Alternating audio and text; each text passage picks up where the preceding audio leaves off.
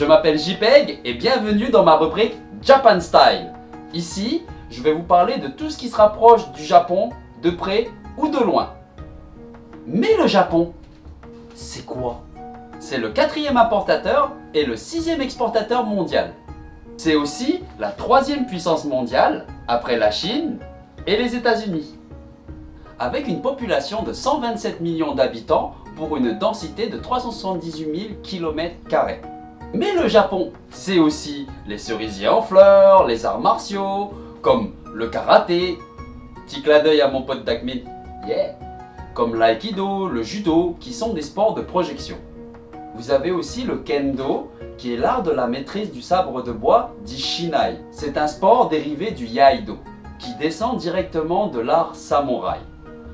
Au iaido, les pratiquants utilisent le boken, le sabre de bois, et le yaito, qui est le sabre véritable. Et plus folklorique, le sumotori, qui sont considérés comme des dieux vivants dans leur pays. Et bien d'autres encore. Le Japon, c'est la Mecque pour tous ses pratiquants. C'est comme un pèlerinage, ils doivent y aller au moins une fois dans leur vie.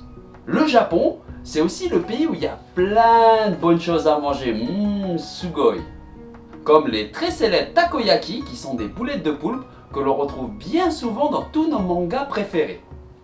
Et il y a aussi les fameuses crêpes japonaises qui sont présentées sous forme de cônes roulés et fourrés. Donc vous en avez des sucrés et des salés. C'est super succulent. Et il y a bien sûr les très célèbres sushis, qui d'ailleurs, autrefois, ne se consommaient pas de cette manière. Avant, le riz fermenté servait de conservateur pour le poisson, le tout dans des jarres pendant 1 an. Après la guerre, les sushis deviendront plus populaires et s'exporteront aux États-Unis, qui deviendront les sushis que nous connaissons aujourd'hui. C'est aussi le pays de la technologie, du jeu vidéo et du manga, dont le premier pionnier fut Tezuka, le père d'Astro Boy. Ils sont précurseurs de mode et du look décalé, voire complètement what the fuck. Et le Japon est aussi connu à travers le monde pour leur émission et publicité déjantée n'ayant ni queue ni tête. Pour comprendre le mode de vie d'un japonais, voilà ce qu'il faut savoir d'eux. Mais attention, tout ce que je vais vous citer n'est qu'une généralité. Je conçois que tous les gens sont différents et qu'on ne peut pas les cataloguer et les mettre tous dans le même panier. Donc, les gens là-bas ont une éducation stricte, basée sur le respect d'autrui, de l'environnement, des règles et de la hiérarchie. Petite anecdote, les enfants jusqu'à l'âge de 10 ans n'ont pas de devoirs ni de contrôle. Car là-bas, ils estiment qu'à cet âge-là, on n'a pas besoin de compétition.